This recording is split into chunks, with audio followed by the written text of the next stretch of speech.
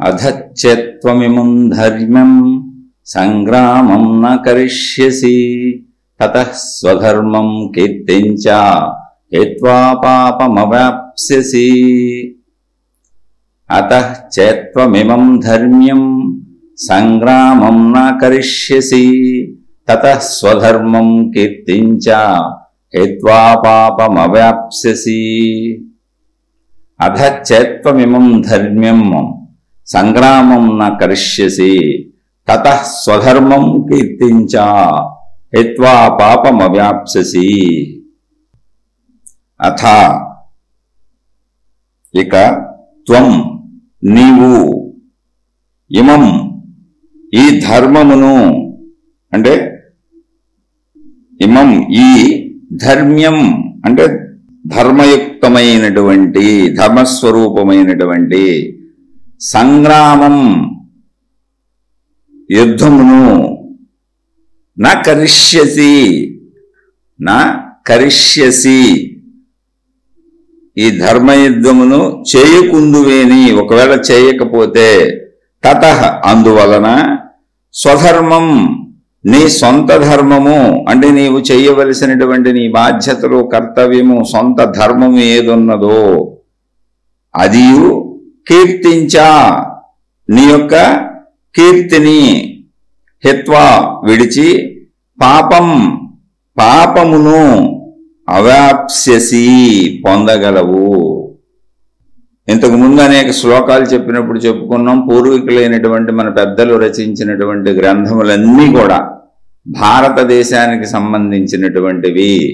ఇక్కడ ఈ దేశంలో పుట్టినటువంటి మన పూర్వీకులైనటువంటి పెద్దలు రచించినటువంటి గ్రంథములన్నీ కూడా సంస్కృతములో ఉన్నవి. ఇప్పుడు మనం చెప్పుకుంటున్నవి సంస్కృత శ్లోకములు. సంస్కృతములో ఉన్నటువంటి ఈ గ్రంథములను పూర్వీకులు ఆ సంస్కృత భాషలో ఎందుకు రచించారు అనేటువంటి విధానాన్ని ఒక్కసారి మనం గమనిస్తే, ఒకప్పుడు మనది సంస్కృతము వాడుక భాష అంటే మాట్లాడే భాషన్నా అయి ఉండాలి, లేదా సంస్కృతము విద్యా భాష అయి ఉండాలి. ఇప్పుడు చూడండి, వాడుక భాషగా మనది మాతృభాష ఉంటుంది. మనం ఇప్పుడు మాతృభాష మనది తెలుగు ఇక్కడ ఆంధ్రప్రదేశ్లో. తమిళనాడులో వాళ్ళ మాతృభాష తమిళం.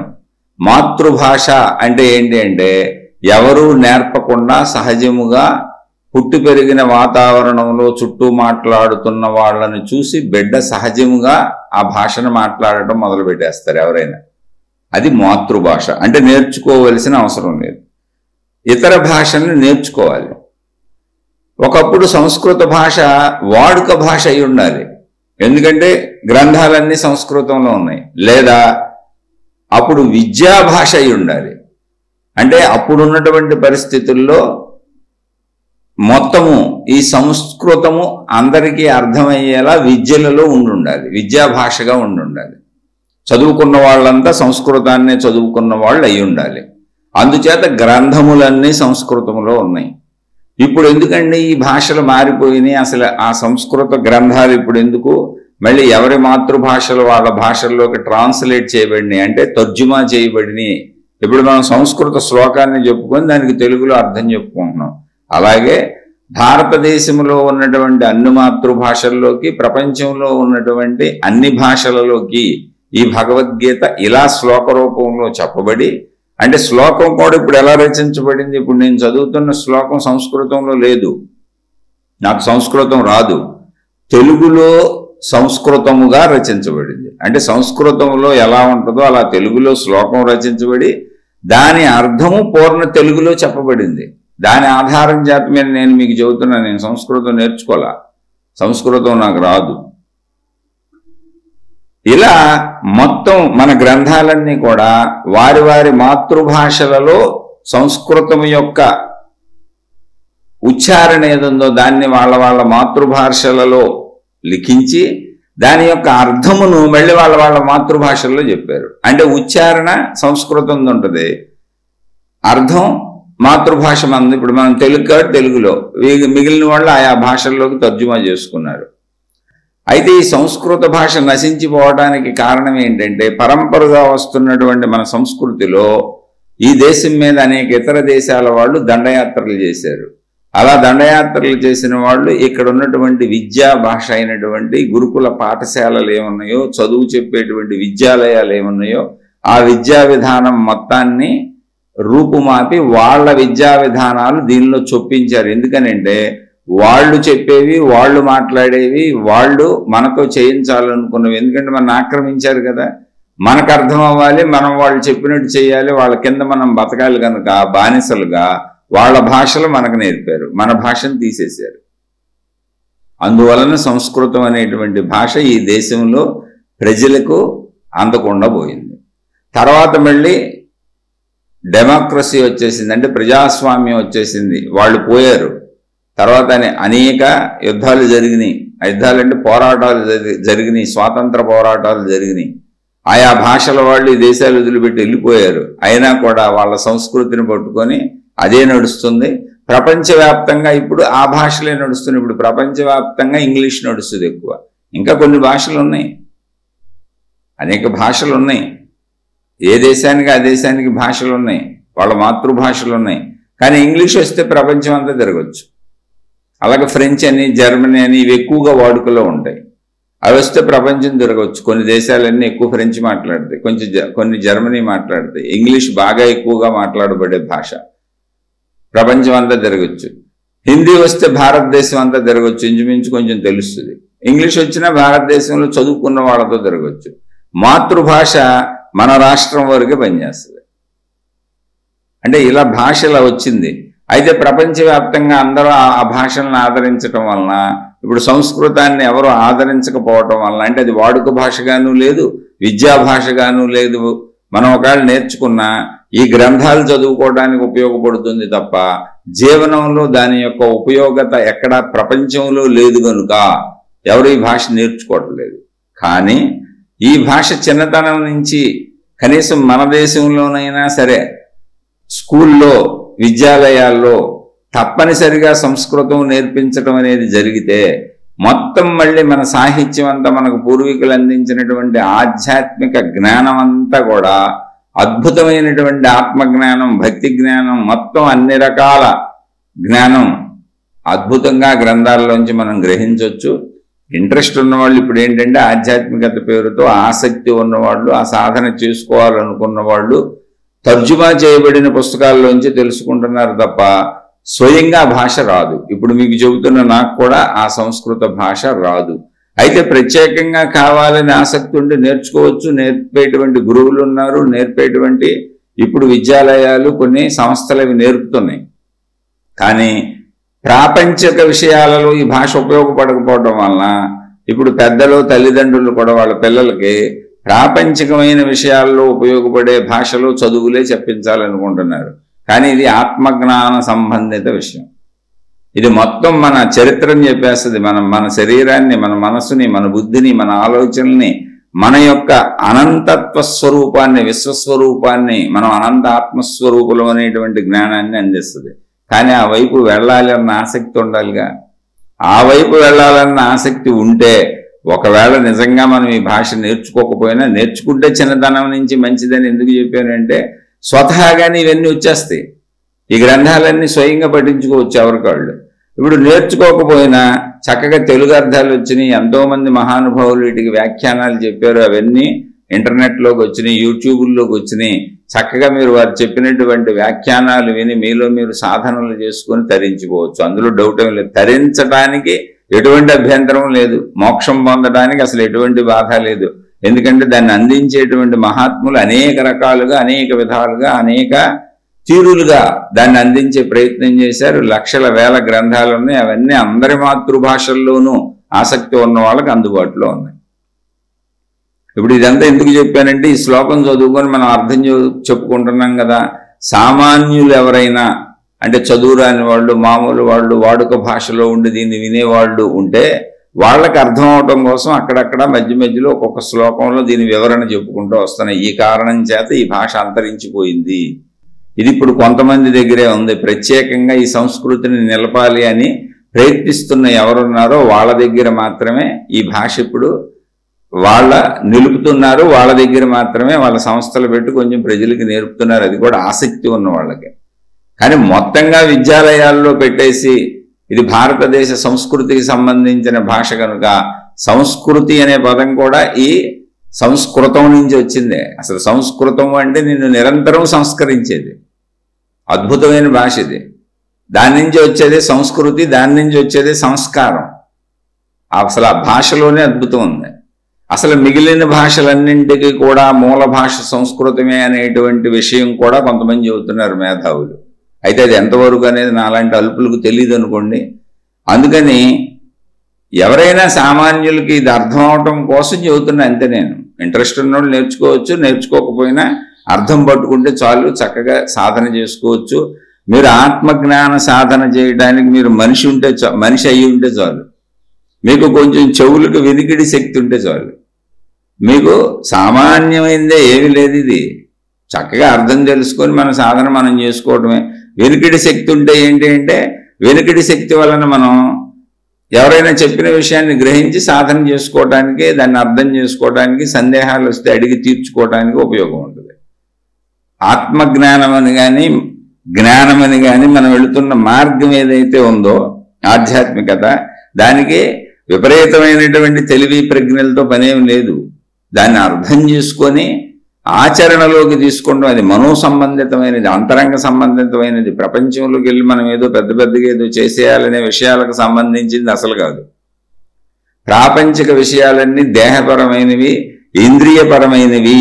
ఎప్పుడు గుర్తుపెట్టుకోండి, ప్రాపంచిక విషయాలు భౌతికం, కనపడేదంతా శరీర సంబంధితం, కనపడిందంతా ఆధ్యాత్మికం, అంతరంగ సంబంధితం. ఎందుకంటే ఆధ్యాత్మికం వ్యక్తిగతం, అంతరంగ సంబంధితం, బాహ్యం కానే కాదు. కనుక భాషాపరంగా అలా ఉందని చెప్పాను, అందులో రచించబడిని అని చెప్పాను తప్ప, దాని అర్థం తెలుసుకొని దాన్ని మీరు నిగూఢంగా దాంట్లో దాక్కున్నటువంటి అర్థాలను మహాత్ములు ఎంతోమంది చెప్పారు. వాటిని తెలుసుకొని మీరు స్వీయ సాధన చేసుకోవచ్చు. ఏమీ లేదు, మీ అంతరంగమేది, మీ మనసేది. దాన్ని అనేక రకాలుగా చెప్పారు. అంతే. ఏకం సత్ విప్రా బహుదా వదంతి అంటే సత్యం ఒకటే, నువ్వు సాధన చేసుకోవడమే సత్యాన్ని తెలుసుకొని. విప్ర అంటే పండితులు, దాన్ని గ్రహించిన వాళ్ళు, దాన్ని అనుభవం పొందిన వాళ్ళు, జ్ఞానులు దానిని అనేకంగా చెబుతున్నారు అన్నారు. ఎందుకని? అనేక రకాల మనస్తత్వాలు, అనేక రకాల స్థితి గతుల్లో ఉన్నటువంటి మనుషులు ఉన్నారు. అందరూ సమానమైనటువంటి మనుషులు లేరు ఇక్కడ.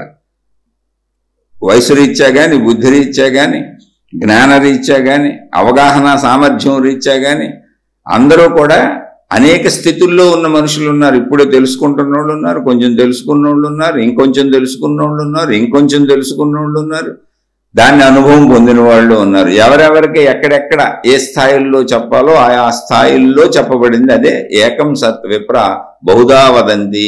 సత్యం ఒకటే, అది అనేకముగా చెప్పబడినది. అది ఇప్పుడు ఈ శ్లోకంలో ఏంటి? అధ చేత్వమిమం ధర్మ్యం సంగ్రామం న కరిష్యసి తతః స్వధర్మం కీర్తించ హిత్వా పాపమవ్యాప్స్యసి. అయ్యా, నువ్వు నీ స్వధర్మమైనటువంటి సంగ్రామము, యుద్ధము ఒకవేళ చెయ్యకపోతే, నా కరిష్యసి చెయ్యకపోతే, తతః అందువలన, స్వధర్మం నీ సొంత ధర్మమును అంటే ఒక మనిషిగా నువ్వు చేయవలసిన నీ బాధ్యతలు, కర్తవ్యము ఏదుందో దానిని చేయని వాడుగా అగుచున్నావు. దాని వలన కీర్తించ నీ కీర్తి, అయ్యో పలానా వాళ్ళు ఇటువంటి వాళ్ళు అటువంటి వాళ్ళు అనేటువంటి ఒక కీర్తి ఏదుందో అంటే గొప్ప గుణం ఏదుందో, మంచి చేసే వాళ్ళని పొగుడుతారు, అటువంటి కీర్తి ఏదుందో ఆ కీర్తి పోతుంది. అది పోవటమే కాదు, కీర్తి పోతే పోయింది. అది మనుషులు ఇచ్చేది కీర్తి, పొగిడేది మనుషులు, తెగిడేది మనుషులు. కాబట్టి కీర్తి తీసి పక్కన పెట్టండి. కీర్తి పోద్ది ఎలాగో, కీర్తి పోయినా పాపమవాప్ససి, పాపం వస్తుందయ్యా, పాపాన్ని పొందుతావు నువ్వు. అది కదా ఇక్కడ మనం తెలుసుకోవాల్సింది. ఇక్కడ అద్భుతమైన విషయం ఏంటంటే, జాగ్రత్తగా గమనించండి, పాపము వస్తుంది అని చెప్పారు ఈ శ్లోకంలో. ఏమండో, చాలా అద్భుతంగా తెలుసుకోవాల్సిన శ్లోకం ఇది. ఏంటంటే, మనము చేయవలసినటువంటి ధర్మమైన సంగ్రామము, అసలు ఇది అర్జునుడికి చెప్పబడుతుంది. ముందు అసలు దీని సన్నివేశం ఏంటి అంటే, ఇది అర్జునుడికి చెప్పబడింది. ఎందుకు చెప్పబడింది? అక్కడ యుద్ధానికి ఇరు సైన్యాలు పాండవులు కౌరవులు రెడీగా ఉన్నారు. కృష్ణుడు అర్జునుడు రథం తోలుతున్నాడు. అర్జునుడు రథాన్ని తీసుకెళ్లి యుద్ధానికి సిద్ధమైపోయి సమరశంఖాలు పూరించుకున్న తర్వాత, అంటే ఏంటి, యుద్ధానికి సిద్ధమయ్యామని సమరశంఖాలు పూరించుకుంటారు ఇరువైపులా, అంటే ఇంక యుద్ధం చేసుకోవటమే. అంటే యుద్ధం మొదలవడానికి సిద్ధమైపోయింది. ఇంకా సమరశంఖాలు పూరించేసిన తరువాత అర్జునుడు అటువైపు సైన్యంలో ఎవరున్నారో చూశాడు. చూస్తే ఎవరున్నారు, అక్కడ భీష్ముడు కనపడ్డాడు, ద్రోణాచార్యుడు కనపడ్డాడు. అలా వరుసగా అందరినీ చూశాడు. మొత్తం అందరూ తనకు తెలిసిన వాళ్ళు, తను పెంచిన వాళ్ళు, తను పెద్ద చేసిన వాళ్ళు, తన బంధువులు అంతా తనతో కలిసిమెలిసి తిరిగిన వాళ్లే ఉన్నారు. పెద్దవాళ్ళు, చిన్నవాళ్ళు, స్నేహితులు, మనవాళ్ళు, మనవరాళ్ళు, ఎవరైనా సరే. మనవరాళ్ళు యుద్ధంలో లేరు అనుకోండి, మనవాళ్ళు, ఇటువంటి వాళ్ళు అందరూ కూడా తన స్నేహితుల నుంచి మొదలుకొని అన్ని వరుసల వాళ్ళు అటువైపు ఉన్నారు.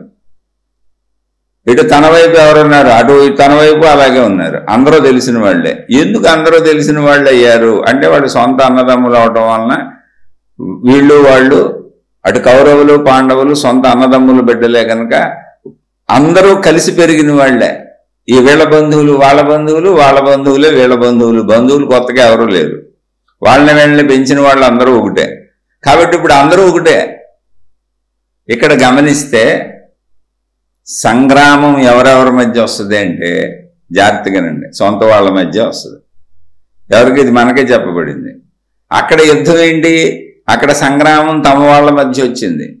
ఎవరు, అందరూ తెలిసిన వాళ్ళు. అర్జునుడికి చూశాడు, అయ్యో వీళ్ళందరినీ చంపాలి, నేను నన్ను చిన్నతనం నుంచి పెంచాడే భీష్ముడు మా తాత, నాకు విద్యాబుద్ధులు నేర్పి, అసలు ఈ బాణ విద్య నేర్పి, విలు విద్య నేర్పి, ప్రపంచంలోనే మేటి లేని సాటి వీరుడుగా నన్ను నిలిపినవాడు ఎవరో, నా గురుదేవుడే ద్రోణాచార్యుడే. ఇటువంటి వాళ్ళని వీళ్ళందరినీ చంపన, వాళ్ళ శిష్యుడు, వాళ్ళ బిడ్డ అశ్వత్థామ నా స్నేహితుడే. ఇక్కడ ఉన్న వాళ్ళందరూ నా స్నేహితులు, నాకు హితులు, నాకు సన్నిహితులు. నేనటిదాకా అంతా నాతో కలిసి ఉన్నవాళ్లే, నన్ను ప్రేమించిన వాళ్లే, నాతో కలిసి తిరిగిన వాళ్లే. చిన్నప్పటి నుంచి ఎంతో చక్కగా అందరం కలిసిమెలిసి ఉన్నాం. అలాంటిది నా కొడుకుల వయసోళ్ళు ఉన్నారు, నాకు మనోళ్ళ వయసోళ్ళు ఉన్నారు, అందరూ నా బంధువులే ఉన్నారే. వీళ్ళందరినీ చంపి నేనేం మూట కట్టుకున్నాయా, యుద్ధం నాకు వద్దని చతికిలు పడిపోయాడు. అక్కడ ఏంటి, ఇంతకే యుద్ధం రెడీ అయిపోయింది, రెండు సైన్యాలు రెడీ అయిపోయినాయి, రెండు సైన్యాలు సమరశంఖాలు పూరించుకున్నాయి. ఇటువైపు సైన్యం నుంచి వీళ్ళ తరపు నుంచి కృష్ణుడు సమరశంఖం పూరించాడు, అర్జునుడు పూరించాడు, పాండవులందరూ పూరించారు, మిగిలిన రాజులందరూ పూరించారు.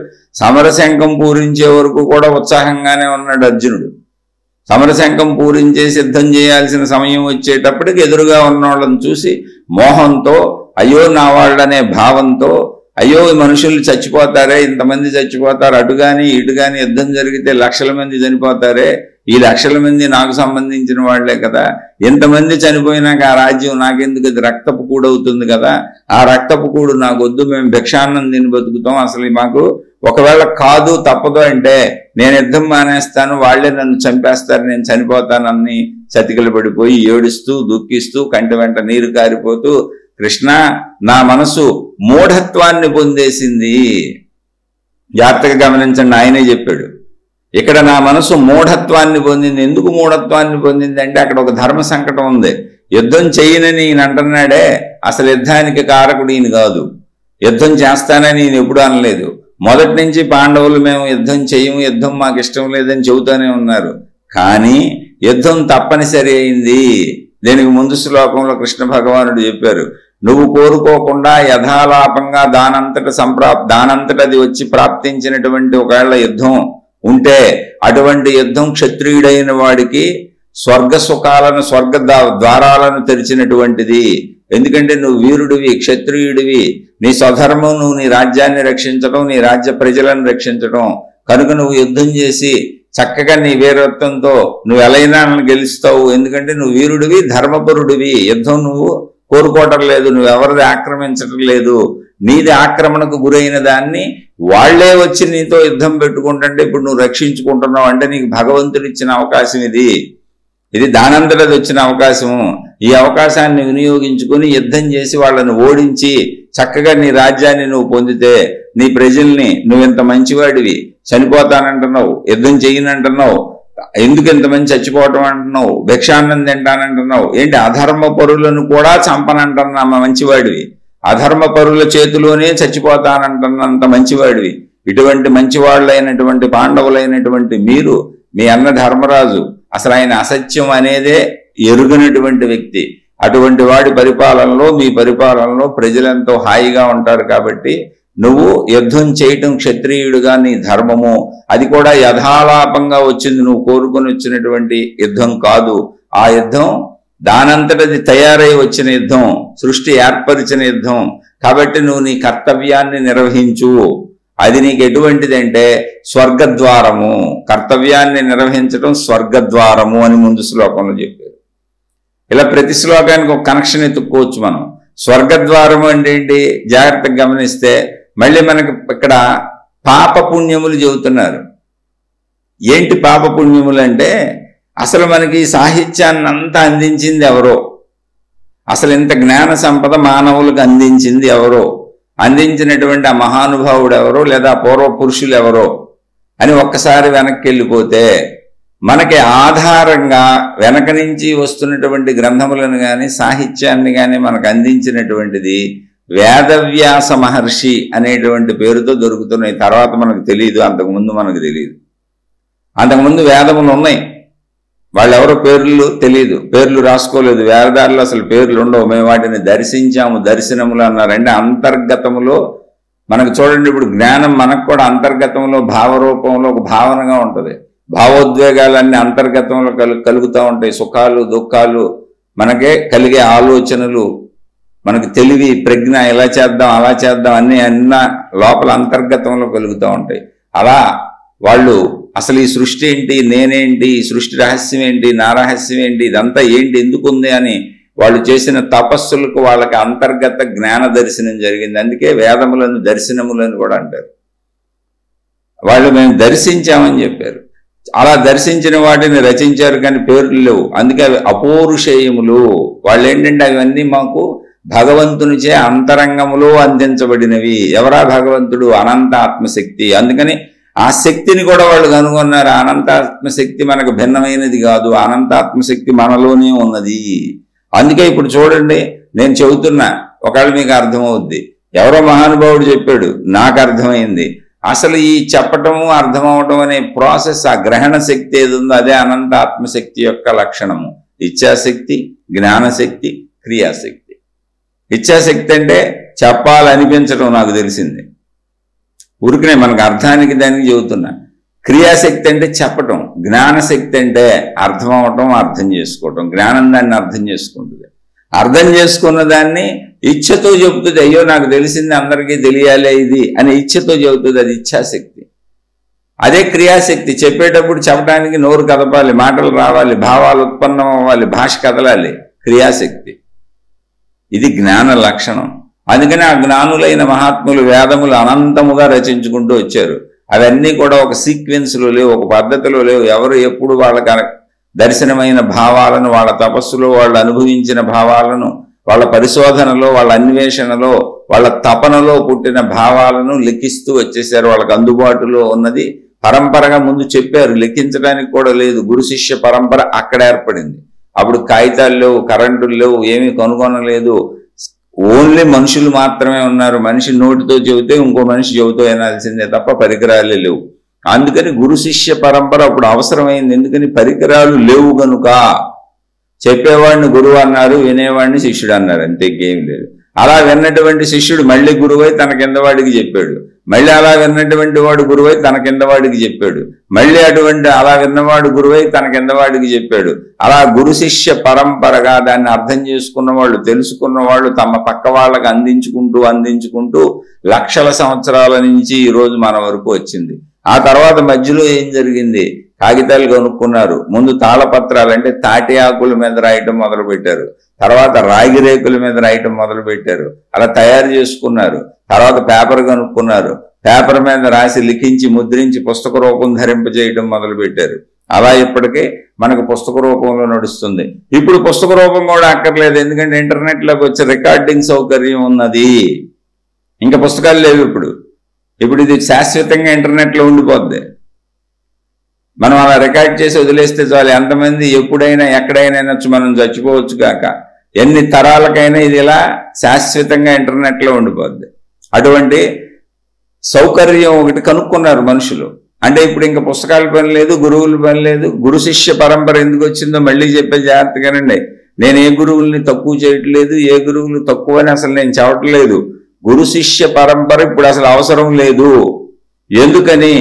గురు శిష్య పరంపర అవసరం ఎప్పుడంటే ఏమీ లేని రోజుల్లో, ఒట్టి మనుషులే ఉన్న రోజుల్లో తాను గ్రహించిన విషయాన్ని ఆ మనిషి ఇంకొక మనిషికి చెప్పడానికి తన నోటిని ఉపయోగిస్తే, వినటానికి ఆ విషయాన్ని తెలుసుకోవాలన్న ఆసక్తి ఉన్న మనిషి తన చెవిని ఉపయోగించాలి. శరీర అవయవాలతోనే తెలుసుకోవాలి, ఇంద్రియాలతోనే తెలుసుకోవాలి. కనుక తెలుసుకుని చెప్తున్న వాడిని గురువు అన్నారు, తెలుసుకుంటున్న వాడిని శిష్యుడు అన్నారు. కానీ ఎప్పటికీ గురు శిష్యుడు ఒక్కడే అయితే, గురువు అలాగే ఉండిపోతే, శిష్యుడు ఎలాగే ఉండిపోతే అసలు గురు శిష్య పరంపర ఎందుకు వస్తుంది? కాదు. గురువు నుంచి విన్నటువంటి వాడు ఆ విషయాన్ని తెలుసుకొని దాన్ని మళ్ళీ సాధన చేసి అందులో సత్యాన్ని తెలుసుకున్నవాడు మళ్ళీ గురువై పక్కవాడికి చెప్పాడు అంటే మళ్ళీ వినేవాడు శిష్యుడు. ఇక్కడ విషయం ఏం లేదు, అసలు అది పేరు. వినేవాడు శిష్యుడు అంతే. గురువు అనేది ఒక పేరు, శిష్యుడు అనేది ఒక పేరు అంతే తప్ప మనుషులు కాదు. మనుషులు ఏమీ లేదు ఇక్కడ. పేర్లు, పోస్టులు లాగా ప్రైమ్ మినిస్టర్ గారు, చీఫ్ మినిస్టర్ గారు, మంత్రి గారు, విద్యాశాఖ మంత్రి, రవాణా శాఖ మంత్రి, రెవెన్యూ శాఖ మంత్రి, అలా రకరకాల మంత్రులు ఎవరో వస్తారు పాలనలోకి. 5 ఏళ్ల కాళ్ళు మారిపోయి ఇంకొకళ్ళు వస్తారు. అలా పేర్లు ఎలాగో అలాగే గురువు అనేది ఒక పేరు మాత్రమే. ఎవరైనా కుర్చీలో కూర్చోవచ్చు, ఎవరైనా దిగిపోవచ్చు. అంటే చెబుతున్న ప్రతివాడు గురువే, వింటున్న ప్రతివాడు శిష్యుడే. ఎవరో తెలియక వింటున్నవాడు, నేర్చుకుంటూ వింటున్నవాడు. తెలిసి సత్యము చెబితే గురువు, నోటుకొచ్చింది చెప్పేవాడు గురువు కాదు. అనుభవ జ్ఞానంతో, తెలిసినటువంటి అనుభవ జ్ఞానంతో, తాను పొందినటువంటి అనుభవ జ్ఞానంతో విషయాన్ని చెబుతున్నవాడు గురువు. దాన్ని నాకు ఆసక్తితో నేను తెలుసుకోవాలనుకుంటున్నాను, అందువలన నేను మీ దగ్గరకు వచ్చాను, నాకు కొంచెం దాన్ని తెలియజేయండి అని అభ్యర్థించేవాడు శిష్యుడు. సరదాగా చెప్పేవాడు, సరదాగా వినేవాడు గురువు కాదు, శిష్యుడు కాదు. అనుభవ జ్ఞానం లేనివాడు అసలు గురువు కాదు, శిష్యుడు కాదు. అంటే శిష్యుడయ్యే అవకాశం లేదు, గురువు కాదు. నేను అనుభవ జ్ఞానం కలిగిన వాడిని కాదు, నాకు అనుభవ జ్ఞానం రాలేదు. నేను ఆ ప్రయత్నంలో సాగుతూ మహాత్ములు అందించినటువంటి జ్ఞానాన్ని నేను సాధన చేసుకునే నిమిత్తం, అర్థం చేసుకునే నిమిత్తం నేను వాటిని తెలుసుకుంటూ వాటిని మీతో పంచుకుంటున్నానంతే. అసలు గురు శిష్య పరంపర ఎందుకు వచ్చింది అంటే, ఇవన్నీ ఏమీ లేని రోజుల్లో మనిషే మనిషికి చెప్పాలి కనుక. అందుకని చెప్పేవాడు గురువు, వినేవాడు శిష్యుడు. అది కూడా ఆసక్తి ఉంటేనే, అది కూడా అనుభవ జ్ఞానం చెబితేనే. ఎవడు పెడతాడు గురువు కాదు, ఎవడు పెడతాడు శిష్యుడు కాదు. ముందు అది తెలుసుకోండి. ఇప్పుడు అసలు అవసరత ఉందా? నేను గురువుల్ని తప్పుపట్టట్లా, శిష్యుల్ని తప్పుపట్టట్లా. కానీ ఇప్పుడు అవసరత ఉందా? ఒకసారి చూసుకోండి. ఇప్పుడు ఆ అవసరత లేదు. ఇప్పుడు మతాల పరిస్థితి ఎలా ఉందో ఆధ్యాత్మిక పరిస్థితి కూడా అలాగే ఉంది. మతాలలో ఎప్పుడో వందల వేల సంవత్సరాల క్రితం అప్పటి దేశకాల పరిస్థితులను బట్టి ఏర్పాటు చేయబడినటువంటి మత వ్యవస్థలోని ఆచారాలను నేటి ఆధునిక ప్రపంచానికి వీలుగా సంస్కరించుకోకుండా, మతం చెప్పింది కాబట్టి, మార్గం చెప్పింది కాబట్టి, మా గ్రంథంలో ఉంది కాబట్టి ఇదే కరెక్టు, ఇదే రైటు, గ్రంథం ఏది చెబితే అది కరెక్టు, మా గురువు ఏది చెబితే అది కరెక్టు, మా గ్రంథంలో ఏది రాసి ఉంటే అది కరెక్టు, మా మత పెద్ద ఏది చెబితే అది కరెక్టు అని వాటినే పట్టుకొని మూర్ఖత్వంతో, మూఢత్వంతో వెళ్ళిపోయే వాళ్ళకి ఎలా చెప్పలేము. ఇప్పుడు గురువు శిష్యుడు అనే వాళ్ళకి అలా చెప్పలేము. ఎందుకని అంటే, ఇప్పుడు గురువు అంటే అనంత జ్ఞానం వేల లక్షల మంది చెబుతున్నారు. నీకేం కావాలో తెలుసుకో. నువ్వు ఒకే గురువుని అనుసరించవలసిన అవసరం లేదు. అసలు ఇప్పుడు మొత్తం సర్వవ్యాపక జ్ఞానం అందుబాటులో ఉంది. ఒకవేళ మీకు నచ్చలేదు నేను చెప్పినవి అంటే మీరు నన్ను క్షమించండి, అందులో తప్పేం లేదు. ఉన్న సత్యం ఉన్నట్టు చెబుతున్నాను. ఇది నాకు అనిపించిన సత్యం, ఇది నా స్వయ భావం. ఈ భావాన్ని అందరినీ నమ్మమని నేను చెప్పట్లేదు. అసలు మీ భావాల్లో మీరు వెళ్ళిపోవచ్చు. కానీ విషయం చెబుతున్నాను, ఇది వరకటి కాలంలో ఒక మనిషి చెబితేనే వినాలి కనుక ఆ మనిషి దగ్గర కూర్చోవాలి. మళ్ళీ ఎక్కడ ఏ మనిషి చెబుతున్నాడో వీళ్ళకి తెలియదు. అసలు ఎక్కడెక్కడో ఎంతెంతో మంది దూర ప్రాంతాలు, రవాణా సౌకర్యాలు లేవు, వెళ్ళటానికి దారి లేదు, తెలుసుకోవడానికి దారి లేదు. ఆ అందుబాటులో ఉన్నదే తెలుసుకోవాలి కనుక అందుబాటులో ఉన్న ఆయన దగ్గరే కూర్చొని ఆ గురువుతోనే, ఆ గురువుని గౌరవించి ఆయన దగ్గరే శిష్యుడిగా ఉండి ఏదో వాళ్ళు ప్రయత్నించి తెలుసుకున్నారు. మళ్ళీ వీళ్ళు తెలుసుకున్న వాళ్ళు మళ్ళీ దాన్ని సాధన చేసి వీళ్ళు గురువులే ఇతరులకు చెప్పారు. ఇప్పుడు ఆ పరంపరతో అసలు పనే లేదు. ఎందుకనంటే ఇప్పుడు ఇంటర్నెట్లో వచ్చేసి అసలు పుస్తకాలు కూడా అక్కర్లేదు. అనేక రకాల వ్యాఖ్యానాలు ఎంతో మంది మహాత్ములు ఇంటర్నెట్లో చెప్పేసి ఉన్నారు. అసలు ప్రతి గ్రంథం దొరుకుతుంది మీకు, ప్రతి భాషలో దొరుకుతుంది. తెలుగులో దొరుకుద్ది, హిందీలో దొరుకుద్ది, ఇంగ్లీష్లో దొరుకుద్ది, తమిళంలో దొరుకుద్ది, కన్నడలో దొరుకుద్ది. అన్ని భాషల్లో మహాత్ములు అట్ని చెప్పేసి ఉన్నారు. మీరు ఏ భాష అయితే ఆ భాష చక్కగా వినండి, ఇంట్లో కూర్చోండి, హాయిగా సాధన చేసుకోండి, ఏం ప్రాబ్లం లేదు. అంటే ఎవరికి కుదరని వాళ్ళకి మాకు గురువు ఇంట్రెస్ట్ అండి, మాకు మతం ఇంట్రెస్ట్ అండి, మాకు మార్గం ఇంట్రెస్ట్ అండి అంటారా, తప్పకుండా వెళ్ళండి, అందులో పెద్ద ప్రాబ్లం ఏం లేదు.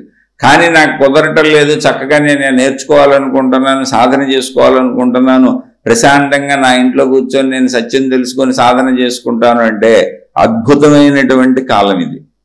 ఎందుకంటే నీ ఇంట్లో నీ జేబులో ఉన్న సెల్ ఫోన్లోకి, నీ ఇంట్లో ఉన్న నీ టీవీలోకి, నీ ఇంట్లో ఉన్నటువంటి నీ ఇంటి పరికరాలు కంప్యూటర్లోకి ఇంటర్నెట్ వచ్చేసింది. నువ్వు చక్కగా నీ ఇంట్లో కూర్చొని వినొచ్చు. మొత్తం గురువులు మహాత్ములు అందరూ మీ ఇంటికి వచ్చేస్తారు ఈ కంప్యూటర్ ద్వారా, ఇంటర్నెట్ ద్వారా. నువ్వు గురువుల చుట్టూ తిరగాల్సిన అవసరమే లేదు. నీకు అంత గౌరవం ఉంటే అక్కడే నమస్కారం పెట్టుకో హాయిగా. నువ్వేదో గురువులు పాదాలపై పడిపోతే, గురువుల చుట్టూ తిరిగిపోతే, గురువుల దగ్గరికి వెళ్తే పుణ్యం వస్తుంది అనుకుంటున్నావు. ఇది పాత గ్రంథాలలో చెప్పబడింది. ఎందుకు పుణ్యం వస్తుంది అంటే వాళ్ళు నీకు మంచి నేర్పుతారు కనుక, చెడును వదిలేస్తావు కనుక. ఇప్పుడు కూడా నీకు పుణ్యం వస్తుంది. ఎందుకని? ఇప్పుడు కూడా వాళ్ళు చెప్పిన మంచిని నువ్వు వింటావు, నీ ఇంట్లో కూర్చొని వింటావు. కాకపోతే అప్పుడు అసౌకర్యం లేదు. అందుకని గురువుని ఆశ్రయించి తెలుసుకోమన్నారు. ఆశ్రయించాలి, ఆయన దగ్గరికి వెళ్ళాలి, లేకపోతే ఆయన చెప్పేది నీకు వినపడదు. ఇప్పుడు నువ్వు ఆశ్రయించక్కర్లా, గురువులే నీ ఇంటికి వచ్చేస్తున్నారు ఇంటర్నెట్ ద్వారా. చక్కగా తెలుసుకో, విను, నీకు ఏది నచ్చితే అది విను, అన్ని విధాలా విను. ఒక తేనెటీగ అనేక పువ్వుల మీద వాలి మకరందాన్ని ఎలా గ్రహిస్తుందో, దాన్ని ఎలా పోగు చేసుకుంటుందో, అలా నువ్వు జ్ఞానాన్ని అనేక విధములుగా నీకున్న సందేహములన్నీ తీర్చుకుంటూ ఎక్కడా నిలిచిపోకుండా, ఎక్కడా ఆగిపోకుండా అనంతాత్మజ్ఞాన స్వరూపుడిని నేను అని తెలుసుకునే వరకు చక్కగా అన్నీ వింటూ ముందుకు సాగుతూ ఉండు. హాయిగా జీవితం వెళ్ళిపోద్ది. నువ్వు ఇప్పుడు ఎంత తరించడానికి ఎంత సుగమమైన మార్గం వచ్చింది ఇంటర్నెట్ల ద్వారా అంటే మీరు ఇంకా ఆలోచించండి. అయితే మళ్ళీ ఇందులోనే ప్రతి దాంట్లోనూ చెడిపోయేది ఉంటుంది, బాగుపడేది ఉంటుంది. ప్రతిదాన్ని నువ్వు ఎలా వినియోగించుకుంటావు అనే దాని మీద అది ఆధారపడి ఉంది తప్ప అది నీకు మంచిదా చెడ్డదా అన్నది దేనికి లేదు. ఈ సృష్టిలో ఏది మంచిది కాదు, ఏది చెడ్డది కాదు, అది తటస్థమైనది.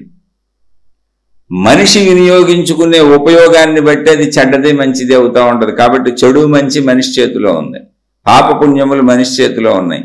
ఇవన్నీ అందించినటువంటి ఈ వేదకాలం నుంచి వస్తున్నటువంటి ఆ విషయాలన్నింటినీ కూడా అవి ఎడాపెడా ఉన్నాయి. ఒక పద్ధతిలో, ఒక సీక్వెన్స్ లో లేవు. రకరకాలుగా రచించారు, అనేక రకాలుగా రచించారు. వందల వేల ఉపనిషత్తులు రచించారు, ఎన్నో గ్రంథాలు ఉన్నాయి. ఇంకా అసలు మనకు కనుమరుగైపోయింది చాలా. మధ్యలో పాలకులు మారటం వలన, మన విద్యా వ్యవస్థను దెబ్బకొట్టడం వలన. అయినా కూడా మనకు అందుబాటులోకి వచ్చినాయి. ఇవి ఉన్నది చాలు, అసలు మనకి అదృష్టవంతులమే.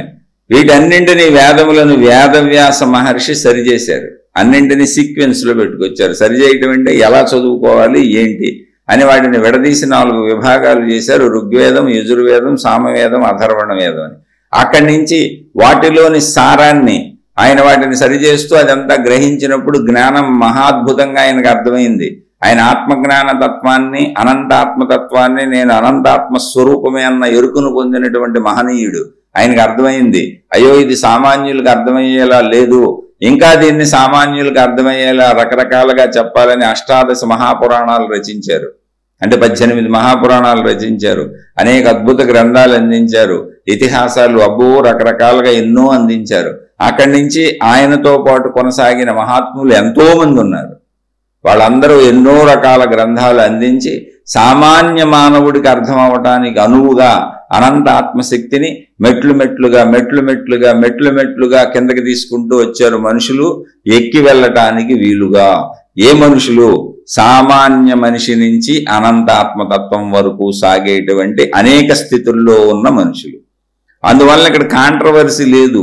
ఎవరేం చెబుతున్నారు, వాళ్ళు తప్పు చెబుతున్నారా, రైట్ చెబుతున్నారా, ఈ మతం కరెక్టా, ఆ మతం కరెక్టా, ఈ గురువు కరెక్టా, ఆ గురువు కరెక్టా, అసలు గురువులే అవసరం లేదన్న నేను మీ ఇంటికే వస్తుందని అవన్నీ నేను గురువుల్ని తప్పు పట్టట్లేదు. మళ్ళీ చెబుతున్నాను, సౌకర్యాలను ఉన్నవాటిని ఉన్నట్టుగా చెప్పాను. గురువు ఎందుకు అవసరమైంది అన్న రోజుల్లో మనిషి మాత్రమే మనిషికి చెప్పాలి, ఇంకో దారి లేదు. ఎప్పుడు ఒక గురువు చెప్పింది రికార్డ్ చేస్తే అది ఇంటర్నెట్లో పెడితే మొత్తం మానవ జాతి ఉన్నంత వరకు అది నడుస్తూనే ఉంటది. ఈయన శరీరం వదిలి వెళ్ళిపోతాడు. ఎవరికైనా ఆయుష్ 100 ఏళ్లేగా, 100లో మనం 90కో 80కో ఢమాలు వెళ్ళిపోతాం. కానీ అది ఇంటర్నెట్ లో ఉన్నది శాశ్వతము. అందులో మంచి నేర్చుకో. కాబట్టి ఇప్పుడు గురువు ఎవరో? ఇంటర్నెట్టే, విశ్వమే, ఆ విశ్వశక్తే. ఇంటర్నెట్కి ఉపయోగపడే శక్తి ఏది ఉందో అదే గురువు. అదే జ్ఞానాన్ని అందిస్తుంది నీకు. దాన్ని చక్కగా తెలుసుకో. తెలుసుకునే ప్రతివాడు శిష్యుడు. అంటే మన అందరం ఎప్పుడు శిష్యులమే. దాన్ని పొందే అనుభూతి చెందామా అనంత ఆత్మస్వరూపులం అయిపోతాం. శిష్యుడు అనేది ఒక పోస్ట్, కుర్చీ పేరు. గురువు అనేది ఒక కుర్చీ పేరు. ఆ కుర్చీల్లో 100 మంది వస్తారు, కూర్చుంటారు, వెళ్ళిపోతారు, నేర్చుకొని లేచి వెళ్ళిపోతారు. ఒక శిష్యుడికి అనంత ఆత్మదర్శనం అయిపోయింది. ఇక శిష్యుడు కుర్చీ ఉండదు, వెళ్ళిపోతాడు ఆయన. ఇప్పుడు అనంత ఆత్మశక్తిలో లీనమైపోయాడు. ఇప్పుడు ఆయన చవటం మొదలు పెట్టాడు. ఆయన ఇప్పుడు గురువు కుర్చీలోకి వచ్చాడు. మొన్నటిదాకా శిష్యుడు కుర్చీలో ఉన్నాడు, ఇప్పుడు గురువు కుర్చీలోకి వచ్చాడు. ఇదేంటి నువ్వు గురువు కుర్చీలో కూర్చున్నావేంటి అనకూడదు. గురు శిష్య పరంపర అనేది తెలుసుకున్నవాడు తెలియని వాడికి చవటమే ఎప్పటికంతే. ఇప్పుడు మనకి చవటానికి బోల్డ్ దారులు వచ్చినాయి, ఇంటర్నెట్ వచ్చింది, సమస్తం ఉన్నాయి అందులో. మీరు ఎక్కడికి పరుగులు తీయక్కర్లా, ఇంట్లో కూర్చొని చక్కగా తెలుసుకోండి మీకు సమయం కుదిరినప్పుడు. ఇదంతా ఎందుకు చెబుతున్నానంటే స్వధర్మం ఇదే. సమయాన్ని వృధా చేసుకోకండి, సమయం కొంత మిగిల్చుకోండి. ఈ శ్లోకంలో చెప్పబడింది అదే. ఇవన్నీ ఇన్ని రచించినటువంటి వేదవ్యాస మహర్షిని అడిగారు, అయ్యా మీరు వేదాలు అన్నీ క్రోడీకరించి ఒక పద్ధతికి తెచ్చారు, ఎన్నో వందల వేల గ్రంథాలు రచించి మానవాళికి అందించారు. ఆ జ్ఞానాన్ని సామాన్య మానవుడు నుంచి అనంతాత్మతత్వం వరకు సాగటానికి అవసరమైన అన్ని అందించారు. కాబట్టి మానవాళి మొత్తానికి ఎప్పటికీ మీరే గురువు. అందుకే గురు పూర్ణిమ అంటే అది వ్యాస పూర్ణిమ, వ్యాసుణ్ణి పూజించుట.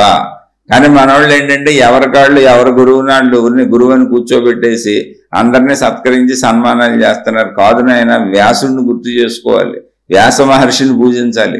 వ్యాస మహర్షే దీనికి మూల పురుషుడు. అసలు గురు పూర్ణిమ అనేది వ్యాస పూర్ణిమ తండ్రి. తెలుసుకోండి. అసలు ఆయనకి కృతజ్ఞతగా ఎవరు ఎక్కడ ఏ మాట చెప్పినా అది వ్యాసుడి నుంచి వచ్చింది, అందిందే. కాకపోతే వాళ్ళు ఇప్పుడు కాపీరైట్స్ చట్టం వచ్చింది. ఇప్పుడు వ్యాసుడు చెప్పినవన్నీ రాసేసుకొని నా మాటలు నేను చెప్పేసుకొని నా మాటలు కాపీరైట్ నాదే, నా పుస్తకం కాపీరైట్ నాదే, నా పేరు వేసేసుకొని నా బొమ్మ వేసేసుకొని నన్ను ప్రచారం చేసేసుకొని. పూర్వకాలంలో ఇవేమీ లేవు కదా, ఇంకా కనుక్కోలేదు, అందుకని బొమ్మలు లేవు.